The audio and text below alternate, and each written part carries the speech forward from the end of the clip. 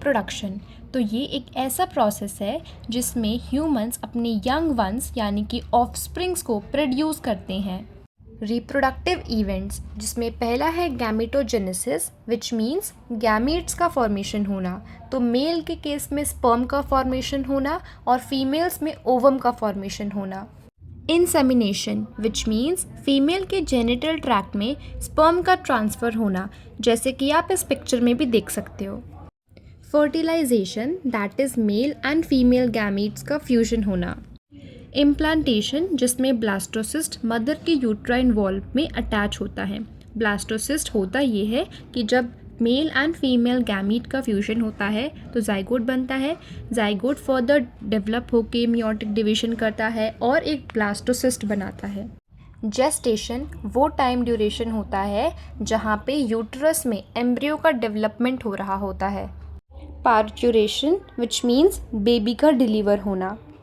तो हमने अभी ये सारे रिप्रोडक्टिव इवेंट्स का बस एक ओवरव्यू लिया है। अभी हम चैप्टर्स में ये सभी टॉपिक्स को और डिटेल में पढ़ेंगे।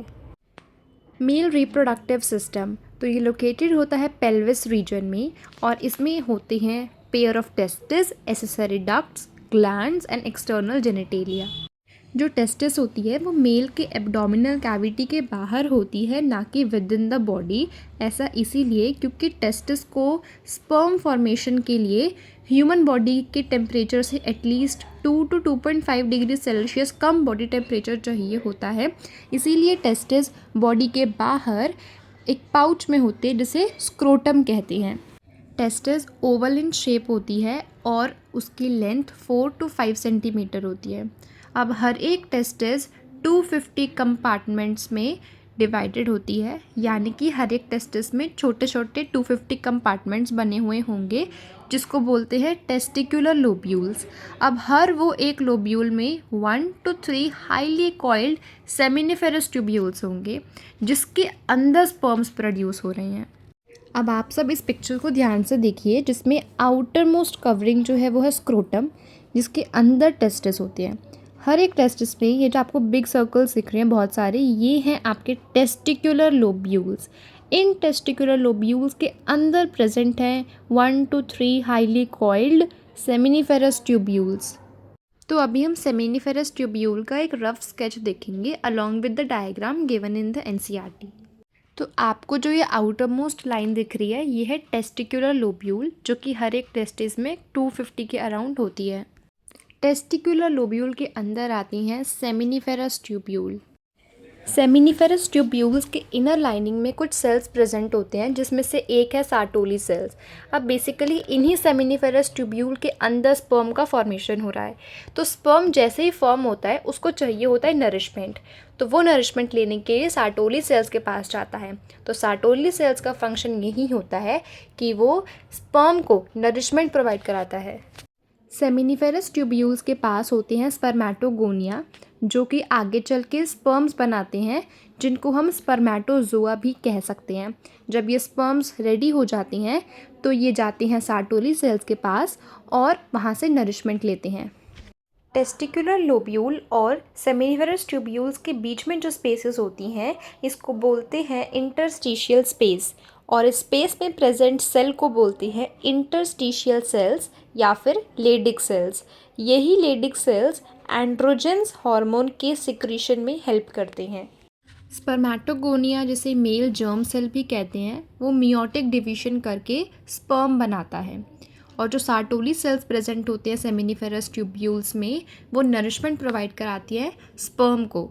इंटरस्टिशियल स्पेसेस एज डिस्कस्ड कि ये सेमिनिफेरस ट्यूब्यूल्स के बाहर वाला रीजन होता है जहाँ पे ब्लड वेसल्स और लेडिक सेल्स प्रेजेंट होते हैं। लेडिक सेल्स सिक्रीट करता है testicular hormones called androgens. Male sex accessory ducts that is rete testis, Vasa efferentia, epididymis and vas deferens. So ducts basically help करते हैं किसी भी चीज़ को एक जगह से दूसरी जगह ट्रांसपोर्ट करने में। तो यहाँ पे स्पर्म का ट्रांसफ़र होना from seminiferous tubule to its final destination that is urethral meatus. Sperm के ट्रांसफ़र में ये डक्ट्स हमें हेल्प करते हैं। सेमिनिफेरस ट्यूब्यूल में स्पर्म का प्रोडक्शन होने के बाद स्पर्म कैसे कैसे ट्रैवल करता है। तो सेमिनिफेरस ट्यूब्यूल से स्पर्म जाएगा रेटिटेस्टिस में, रेटिटेस्टिस से स्पर्म जाएगा वासा एफरेंशिया में, वासा एफरेंशिया से जाएगा एपिडिडाइमिस में, जो कि टेस्टिस के पोस्टीरियर सरफेस में प्रेजेंट होता है। Posterior means back side of the testis. Epididymis से स्पर्म फिर वासा डिफरेंस में जाएगा। अब ये वास डिफरेंस का जो डक्ट होता है ये यूरिनरी ब्लैडर के अराउंड लूप कर जाता है। Let us study the diagram of male reproductive system deeply. तो लेफ्ट मोस्ट एरो आपको वास डिफरेंस दिखा रहा है और राइट मोस्ट एरो आपको सेमिनल वेसिकल दिखा रहा है।